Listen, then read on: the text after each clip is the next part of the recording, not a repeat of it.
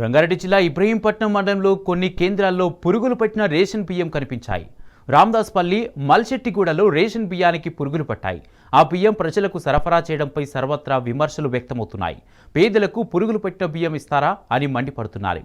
మరోవైపు 3 నెలల రేషన్ ఒకేసారి ఇవ్వడంతో రేషన్ దుకాణాల దగ్గర జనం భారీగా క్యూ కట్టాల్సి వస్తుంది. ఈ బియ్యం వేస్ట్ బియ్యం పంపించారు సారు, అది తిన్నా కానీ వాంతులు పైకాండు తగులుతాయి. మాకు చచ్చిపోమంటున్నా, నువ్వు పంపించింది ఏం లాభం మాకు? కొద్దిగా దయచేసి మంచి బియ్యం పంపించండి. నువ్వు తింటావా సారి బియ్యము? మరి మేము ఎట్లా తినాలి? మీరు ఇస్తున్నట్ట పేరే, మరి ఎందుకు ఇట్లా పంపించారు? 3 నెలల బియ్యం ఒకసారి ఎందుకు ఇచ్చిండు ఆయన?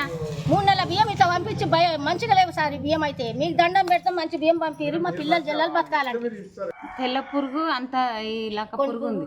అవి తీసుకొచ్చి ఈడేతామంటే ఈమె రేసేసి ఆ పామకి ఇద్దామంటే మళ్ళీ ఏమంటుందో అని మేము ఊక్కున్నాం. బియ్యం మా ఊరికి చిన్నూరు అని అట్లా పంపించారు. ఎవరు అడుగుతో దిక్కులేడని పోయి పురుగులు మొత్తం తౌడు పురుగులు అవి ఎట్లా చేసుకుంటారో అవి అట్నే పెట్టినా అన్నే ఉండాలి కాబట్టి నావి సావాళ్ళు ఎందుకు ఇచ్చిండు, లేకుంటే మా నాయ ఊకుందుము.